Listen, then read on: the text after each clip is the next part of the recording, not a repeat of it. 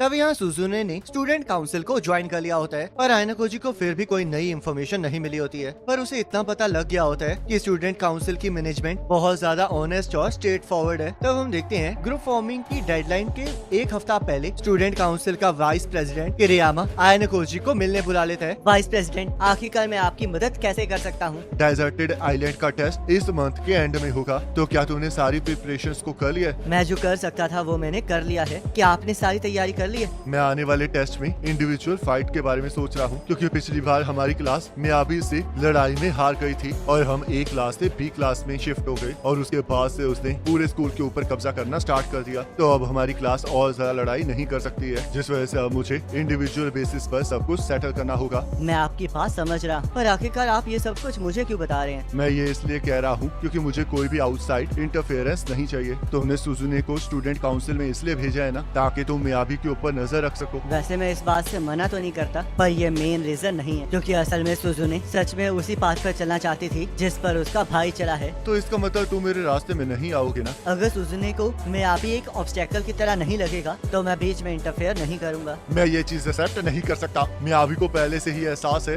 कि मैं पुराने स्टूडेंट काउंसिल प्रेसिडेंट मनाबू को इंफॉर्मेशन लीक कर रहा था, तो इसलिए अगर कोई और इसमें इंटरफेयर करेगा तो मैं खतरे में पड़ जाऊंगा। क्या आप क्लास ए में फिर से शिफ्ट होने के बारे में सोच रहे हैं? बिल्कुल सही कहा, क्योंकि अगर मैं क्लास ए से ग्रेजुएट नहीं होऊंगा तो यहाँ पर पढ़ने का क्या फायदा है, और वैसे भी मैं क्लास बी के बेकार से बंदों के साथ नीचे नहीं जाऊंगा। तब हम देखते हैं उनकी ये सारी बातें किरियामा की क्लासमेट फूका सुन लेती है और उसे ये सब कुछ देख के आयनोकोजी में बहुत ज्यादा इंटरेस्ट आ जाता है, जिस वजह से वो आयनोकोजी को समझाने लगती है कि अगर वो किरियामा के साथ टाइम बिताएगा तो वो कुछ भी हासिल नहीं कर पाएगा। जिस वजह से किरियामा ये कहने लगता है कि फूका के साथ टाइम बिताने से तो अच्छा आयनोकोजी उसके साथ ही टाइम बिता ले। तो किरियामा आयनोकोजी को फूका के साथ इंट्रोड्यूस करवाता है और आयनोकोजी ने OAA में फूका के ग्रेड्स को देखा होता है, जिस वजह से उसे पता होता है कि एकेडमिक एबिलिटी और फिजिकल एबिलिटी में उसका A+ है। तो किरियामा आयनोकोजी को समझाने लगता है कि चाहे उसने टेस्ट में अच्छा परफॉर्म किया हो, पर मियाबी की तरह उसके पास कोई भी सपोर्टर्स नहीं है और ना ही फूका के पास कोई रियल फ्रेंड है, जिस वजह से उसके साथ बात करना वेस्टेज है। और हम देखते हैं ये सब कुछ सुन के फूका को भी कोई फर्क नहीं पड़ रहा होता। तब फूका आयनोकोजी से बात करना चाह रही होती है, पर किरियामा ऐसा नहीं चाह रहा होता, क्योंकि फूका एक सेल्फिश पर्सन होती है जिसे अपने अलावा किसी और की फिक्र नहीं होती, और इसी वजह से वो क्लास ए में जाना चाह रहा होता है। तो फूका किरियामा के पास आकर उसका इस चीज के लिए थैंक यू कहती है, जिस वजह से किरियामा डर जाता है और फूका उसे बताती है कि वो आयनोकोजी से बात करना चाहती है, जिस वजह से उसे वहाँ से चले जाना चाहिए। तब किरियामा वहाँ से जाने लगता है, पर जाते जाते आयनोकोजी को ये धमकी देते हैं कि अगर वो उसके रास्ते में आएगा तो वो भी उसका दुश्मन बन जाएगा। तो फूका और आयनोकोजी एक जगह पर जाकर बैठ जाते हैं, जहाँ पर आयनोकोजी फूका से पूछने लगता है कि आखिरकार वो उसके साथ क्या बात करना चाहती है। मैं तुम्हारे साथ किसी भी टॉपिक पर बात करने के लिए तैयार हूँ, क्योंकि मैं तुम्हें अच्छे से जानना चाहती हूँ। ऐसी बात है तो आप मुझे बताइए, आप अपनी क्लास में कंट्रीब्यूट इस वजह से नहीं करती है ना क्योंकि आपको अपने क्लासमेट्स में बिल्कुल भी इंटरेस्ट नहीं है? ऐसी बात नहीं है, मुझे बस स्कूल के उस सिस्टम में बिल्कुल भी इंटरेस्ट नहीं है जिस वजह से हम लोग क्लास ए के लिए लड़ते हैं। और वैसे भी मैं इतनी टैलेंटेड हूँ कि मैं चाहूँ तो स्कूल के बाद किसी भी पोजीशन को हासिल कर सकती हूँ। तो इसका मतलब अगर आपको पहले पता होता कि स्कूल में ये सब कुछ होने वाला है तो आप कभी भी ना आती। ऐसी बात नहीं है, मुझे ये स्कूल पसंद है क्योंकि यहाँ के पॉइंट सिस्टम से मैं कंफर्टेबल लाइफ अफोर्ड कर सकती हूँ। वैसे तुम कुछ ज्यादा ही क्वेश्चन नहीं पूछ रहे हो। चलिए फिर आप मुझे ये बताइए कि आखिरकार आप मुझसे क्यों मिलना चाहती थी? यहाँ पर तो ऐसे बहुत सारे स्टूडेंट्स हैं ना जिनकी एकेडमिक अचीवमेंट मुझसे काफी ज्यादा है। ये सब कुछ बस मेरी इंस्टिंक्ट की वजह से है, क्योंकि वो मुझे बता रही हैं कि तुम एक्स्ट्रा ऑर्डिनरी हो। तो क्या तुम आने वाली सर्वाइवल गेम में फर्स्ट पोजीशन हासिल करना चाहते हो? मुझे तो लगता है कि सारे स्टूडेंट्स ही ये चाहते हैं, पर लगता है आप ऐसा नहीं चाहती हैं। चाहे मैं फर्स्ट पोजीशन नहीं चाहती हूँ, पर फिर भी मैं टॉप पोजीशंस में आना चाहती हूँ, क्योंकि इससे मुझे बहुत सारे प्राइवेट पॉइंट्स मिलेंगे और मैं अपनी कंफर्टेबल लाइफ को जी पाऊंगी।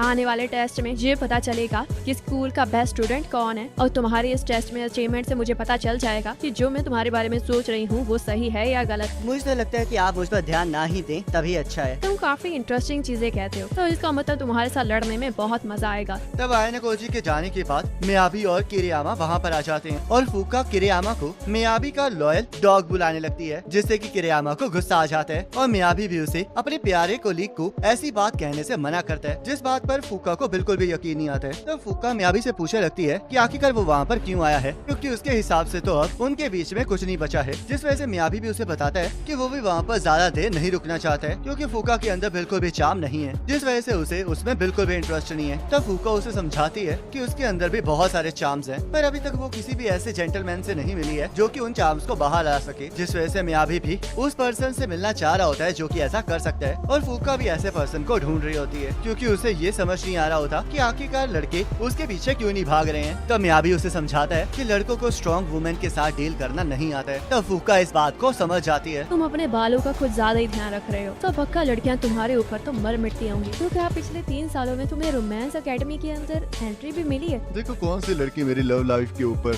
कमेंट कर रही है। तुमने तो आज तक किसी को डेट भी नहीं किया। इस एक्सपीरियंस की कमी के कारण शर्मिंदा होने की कोई जरूरत नहीं है। तुम्हें तो ये कहना चाहिए कि ये मुझे और भी ज्यादा वैल्यूएबल बनाता है। हमेशा की तरह तुम्हारा माइंड बहुत ज्यादा अजीब तरीके से काम करता है। किरियामा ने मुझे बताया कि तुम क्या कह रही थी। वैसे तुमने आज तक मुझ में और मनाबू में कोई भी इंटरेस्ट शो नहीं किया है, पर फिर भी तुम आयना कोजी के ऊपर नजर टिकाए बैठी हो। ये तो बहुत ज्यादा अनएक्सपेक्टेड है। तुम्हें कोई गलत फहमी हुई है। मुझे लोगों में बहुत ज्यादा इंटरेस्ट है और जब ऐसा होता है तब मैं उन्हें अप्रोच भी करती हूँ। जैसे कि तुम में और मनाबू में भी मुझे एक टाइम पर इंटरेस्ट था। तो आखिरकार तुम्हें आयना कोजी के बारे में क्या पता चला? इसके बारे में तो मैं तुम्हें बाद में बताऊंगी। वैसे मैंने तुम्हारे अंदर इंटरेस्ट खो दिया है, पर मुझे लगता है आयना कोजी ज्यादा मजेदार होगा। तुम ही इकलौती ऐसी पर्सन हो जो कि मुझे सामने से इंसल्ट कर सकती है, और मुझे बहुत ज्यादा खुशी होगी जब मैं तुम्हारी इस एरोगेंस को कंट्रोल कर लूंगा। मेरी चिंता छोड़कर खुद की चिंता करो, क्योंकि जब तुम हारोगे तो तुम्हारा लॉस किसी से भी मेजर नहीं किया जाएगा। और हाँ, मैं तुम्हें एक चीज बता दूं कि आयना कोजी का ऑरा तुमसे और मनाबू से बिल्कुल अलग है।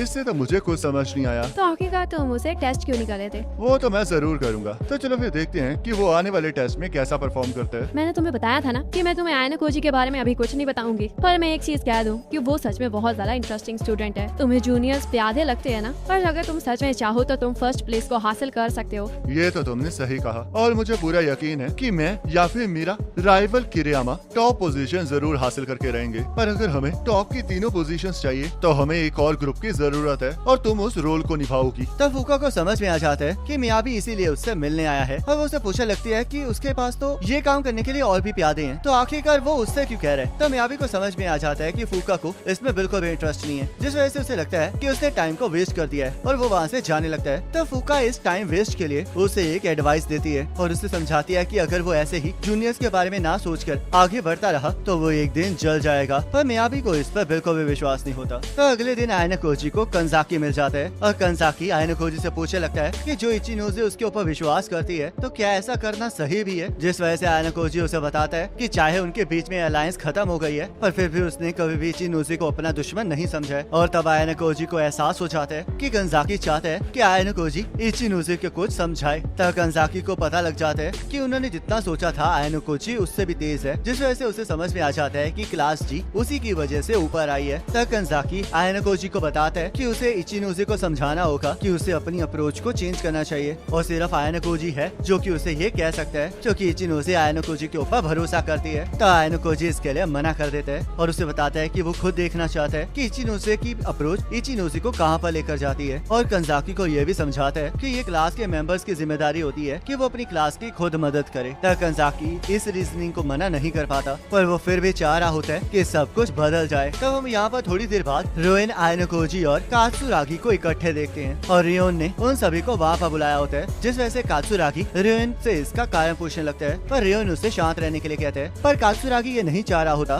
कि कोई उसे रियोन के साथ वहाँ पर देखे। तो रियोन कात्सुरागी से अगले आने वाले टेस्ट के लिए क्लास ए की स्ट्रेटेजी के बारे में पूछने लगता है, क्योंकि उसे यह बहुत ज्यादा अजीब लगा होता है कि साकेनागी, इचिनोजे और शिबाता एक ही ग्रुप में है। तो कात्सुरागी उसे कोई भी चीज बताने से मना कर देता है, जिस वजह से रियोन उसे समझाता है कि उसे उसकी मदद करनी ही होगी, क्योंकि वो भी ये चाहता है कि साकेनागी आने वाले टेस्ट में एक्सपेल हो जाए। और ऐसा इस वजह से होता है क्योंकि अगर साकेनागी चली जाएगी तो क्लास ए के पास कोई भी लीडर नहीं बचेगा, और कात्सुरागी फिर से टॉप पर आ पाएगा। तो कात्सुरागी उसे समझाता है कि ये प्लान बिल्कुल भी काम नहीं करने वाला, क्योंकि साकेनागी के पास इतने पॉइंट्स हैं कि वो अपने आप को बड़े आराम से एक्सपेल्शन से बचा सकती है, और वो चाहे तो प्रोटेक्शन पॉइंट्स का भी इस्तेमाल कर सकती है। जिस वजह से रियोन को समझ में आ जाता है कि अगर उसे साकेनागी को एक्सपेल करवाना है तो उसे कम से कम उसके ऊपर 2 बार तो वार करना ही पड़ेगा। तो रियोन उन सभी को बताता है कि अगले टेस्ट में तो वैसे भी वो लोग किसी को भी एक्सपेल नहीं करवा सकते, क्योंकि डेजर्टेड आइलैंड सर्वाइवल गेम अपने एनिमीज को हराने के लिए नहीं है, बल्कि वो खुद की पावर को बढ़ाने के लिए है। और उसमें सबसे ज्यादा जरूरी ये है कि उनमें से कोई भी क्लास पॉइंट्स को ना खोए, और इसी वजह से रियोन को कुछ साथियों की जरूरत है, जिस वजह से वो कात्सुरागी और आयना कोजी के साथ अलायंस बनाना चाहते हैं। तो आयना कोजी ये सुन के बहुत ज्यादा शॉक होता है, और रियोन उसे बताता है कि क्या उसे सच में लगा था कि उसने उसे वहाँ पर सिर्फ कॉफी पीने के लिए बुलाया है। तो कात्सुरागी को कुछ समझ नहीं आ रहा होता, क्योंकि उसे इतना ही पता पता होता है कि आयनो कोजी की मैथ स्किल्स इम्प्रेसिव है, जिस वजह से रियोन उसे बताता है कि आयनो कोजी ने उसे एक बार हराया है, जिसे सुनकर कात्सुरागी भी हैरान हो जाता है और आयनो कोजी से इस बारे में पूछने लगता है। तो रियोन आयनो कोजी को इसे एक्सेप्ट करने के लिए कहता है और आयनो कोजी उससे पूछने लगता है कि क्या उसे सच में लगता है कि वो उसके साथ काम करेगा। और हम देखते हैं रियोन को भी इस बात का एहसास होता है कि ये इतना आसान नहीं है। तो कात्सुरागी को लगता है कि वहाँ पर कोई भी सीरियस नहीं है, जिस वजह से वो वहाँ से जाने लगता है। क्या तुम भूल गए हो कि पिछले साल आइलैंड टेस्ट में जो तुमने कॉन्ट्रैक्ट बनाया था उसके हिसाब से क्लास 1 को हर महीने मुझे बहुत सारे पॉइंट्स देने पड़ते हैं। मुझे पूरा यकीन है कि तुम्हें यह बिल्कुल अच्छा नहीं लग रहा होगा, पर तुम इसके लिए तो रिवेंज भी नहीं ले सकते हो क्योंकि तुम्हें पता है कि ये तुम्हारी ही गलती थी। तो चलो फिर अब जल्दी से क्लास बी को ज्वाइन कर लो कात्सुरागी, और अगर तुम्हारे पास ट्रांसफर होने के लिए पैसे नहीं है तो मैं तुम्हें दे दूंगा। तो कात्सुरागी कहता है क्या तुम पागल हो? क्या तुम्हें सच में लगता है कि मैं क्लास 1 को छोड़कर तुम्हारे पास आऊंगा? तो रियोन कहता है मैं बहुत जल्द साक्यानागी को नीचे लाने वाला हूँ, और जब ऐसा होगा तब उसकी क्लास भी नीचे चली जाएगी। देखो ये वो कॉन्ट्रैक्ट है जो हमने पिछले साल साइन किया था, और मैंने साक्यानागी के साथ नेगोशिएट करके उससे 5 मिलियन ले लिए हैं, जिससे कि वो इस कॉन्ट्रैक्ट से बाहर हो गई है, जिसका मतलब अब उसके पास ज्यादा पॉइंट्स नहीं है। तो जरा ध्यान से सोचो क्योंकि तुम्हें ये दोबारा चांस नहीं मिलने वाला। तो कात्सुरागी कहता है और आखिरकार तुम मेरे लिए ये क्यों कर रहे हो? तो रियोन कहता है अपने आप को ज्यादा भी इम्पोर्टेंट मत समझो। पर हाँ ये भी सच है कि मैं बहुत कुछ करने वाला हूँ। मैंने अपनी क्लास के लिए बाकी बचे हुए पॉइंट्स को इकट्ठा कर लिया है, तो इसलिए अब इस क्लास ट्रांसफर कॉन्ट्रैक्ट को साइन कर लो और इसे अपनी तकदीर समझो। तो कात्सुरागी इसके लिए मान जाता है और रियोन से पूछने लगता है कि क्या वो इसके बाद अपने ओपिनियंस को फ्रीली रख सकता है, जिसके लिए रियोन मान जाता है। तो रियोन आयनो कोजी से पूछने लगता है कि आखिरकार वो कर क्या रहा है, और हम देखते हैं आयनो कोजी तो अपनी कॉफी के अंदर पानी मिला रहा होता है ताकि वो ये देख सके कि उसकी कॉफी उसके बाद कैसी टेस्ट करेगी, जिसे सुनकर कात्सुरागी को भी आयनो कोजी काफी अजीब लगता है। तो कात्सुरागी रियोन से पूछने लगता है कि आखिरकार आयनो कोजी को उसने वहाँ पर क्यों बुलाया है, क्योंकि अगर वो लोग आयनो कोजी को ग्रुप में लेंगे तो उन्हें क्लास जी के साथ अपने रिवॉर्ड को बांटना पड़ेगा। तो रियोन उसे बताता है कि उसने आयनो कोजी को वहाँ पर ग्रुप बनाने के लिए नहीं बुलाया है, बल्कि वो तो चाहता है कि आयनो कोजी उसे अपना ट्रायल कार्ड दे दे। तो आयनो कोजी इसके लिए मान जाता है और इसके बदले में वो रियोन को अपने हाफ कार्ड को उनकी क्लास के बैंड वैगन कार्ड के साथ ट्रेड करने के लिए कहता है, क्योंकि अगर कारुजावा के पास हाफ कार्ड होगा तो पेनल्टी मिलने के बाद उसे आधी पेनल्टी भरनी पड़ेगी, जिस वजह से वो सेफ होगी। तो रियोन इसके लिए मान जाता है और अगले दिन आयनो कोजी सुजुने से उसके ग्रुप के बारे में पूछने लगता है। तो सुजुने उसे बताती है कि अकेले काम करना उसके लिए ज्यादा अच्छा रहेगा, जिस वजह से आयनो कोजी उसे याद दिलाता है कि अगर वो पिछली बार की तरह फिर से बीमार हो जाएगी तो इस बार वो फेल हो जाएगी और पेनल्टी के तौर पर उसे एक्सपेल भी होना पड़ सकता है। तो सुजुने आयनो कोजी को भी कहने लगती है कि उसने भी तो कोई ग्रुप नहीं बनाया है, जिस वजह से आयनो कोजी उसे समझाता है कि उन दोनों के रिस्क लेवल्स अलग हैं, जिस वजह से उसे लगता है कि सुजुने को तो ग्रुप जरूर बनाना चाहिए। पर हम देखते हैं उनकी क्लास में सिर्फ आयनो कोजी और कोइंजी ही बचे होते हैं, जिस वजह से आयनो कोजी सुजुने को इशिजाकी और इबुकी से मिलवाने ले जाते हैं। तो हम देखते हैं इबुकी सुजुने के साथ ग्रुप बनाने के लिए बिल्कुल भी तैयार नहीं होती है और सुजुने को भी पूरा यकीन होता है कि इबुकी फिजिकल एक्टिविटीज के अलावा उसके किसी काम नहीं आने वाली। तो इससे इबुकी को गुस्सा आ जाता है और वो इशिजाकी से पूछने लगती है कि क्या उसे इस बारे में पता था। तो इशिजाकी उसे समझाता है कि इसमें कोई बुराई नहीं है, क्योंकि वैसे भी इबुकी के साथ कोई भी पेयर अप नहीं करना चाहता। पर तभी इबुकी उसे बताती है कि उसे तो आयनो कोजी से पहले से ही नफरत है और उससे ज्यादा वो सुजुने से नफरत करती है, जिस वजह से वो सुजुने के साथ कभी ग्रुप नहीं बनाएगी। तो सुजुने ये कहने लगती है कि वो भी इबुकी के साथ ग्रुप बनाने में बिल्कुल भी इंटरेस्टेड नहीं है, क्योंकि इबुकी इसलिए अकेली है क्योंकि कोई भी उसके साथ ग्रुप नहीं बनाना चाहता। पर सुजुने अकेले लड़ने की वजह से अकेली है, जिस वजह से उन दोनों की सिचुएशन बहुत अलग है। तो इबुकी भी कहने लगती है कि वो भी अकेले लड़ना चाहती है और अब क्योंकि उसकी और सुजुने की कंडीशन बिल्कुल सेम है तो उन्हें साथ में कम्पीट करना चाहिए। तो सुजुने